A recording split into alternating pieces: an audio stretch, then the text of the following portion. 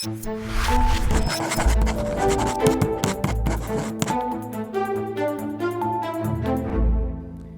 the second time this month, on Monday, President Trump acknowledged that his administration has attacked a ship in international waters, claiming, yet again, that he had killed members of a Venezuelan drug cartel. And this latest attack, he said, killed 3 people, while the previous one had killed 11. On both occasions, when asked to clarify the identity of the traffickers, let alone the organization they were affiliated with, let alone the contents that they were even allegedly carrying, Trump refused other than to say that they were positively identified, whatever that means. Even the aerial surveillance he provided was in question. In the first instance, the boat, when it was detected by surveillance, it turned around and it was disabled before it was repeatedly struck and then eventually destroyed. No evidence has been provided that Trump really knew who and what was on the boat, let alone where it was going. Even if it could answer those questions, however, it is telling that they have not even attempted to even try to let alone provide a legal justification for these attacks. Legal specialists have concurred our attacks were not only illegal, but they threaten to normalize unlawful strikes. In his disregard for legally defending the attacks, he's essentially telling the world he can kill anyone, anywhere, under any circumstances, and not have to justify it. And, that courtesy of our Supreme Court, he also believes he'll be immune from any accountability. So think about it. There was no armed attack on the U.S. justifying the use of force in self-defense.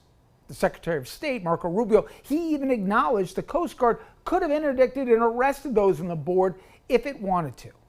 No, this was a premeditated murder of suspected criminals ordered by the White House. Now, beyond international law, there are practical reasons this is not what functioning democracies do. Reason 1, we can kill innocent people by accident.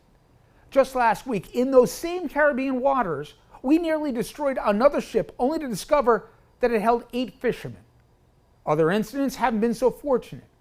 In 2001, a CIA contractor mistakenly downed a plane in Peru it believed was a drug courier, only to find out it was carrying a missionary and her infant daughter.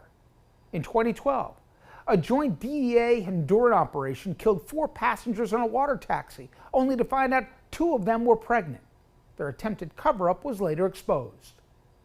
What makes this set of circumstances so different this past week is that every previous administration knew what they were doing was wrong and never attempted to normalize it.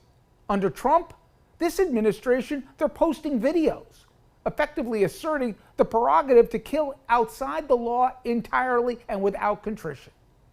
Listen, I don't know if the guys killed on these ships were drug smugglers, and I'm certainly not defending them if they were, but consider for a second what we are saying to Americans and the world if we yet again normalize a perversion of the rule of law as if it was now normal.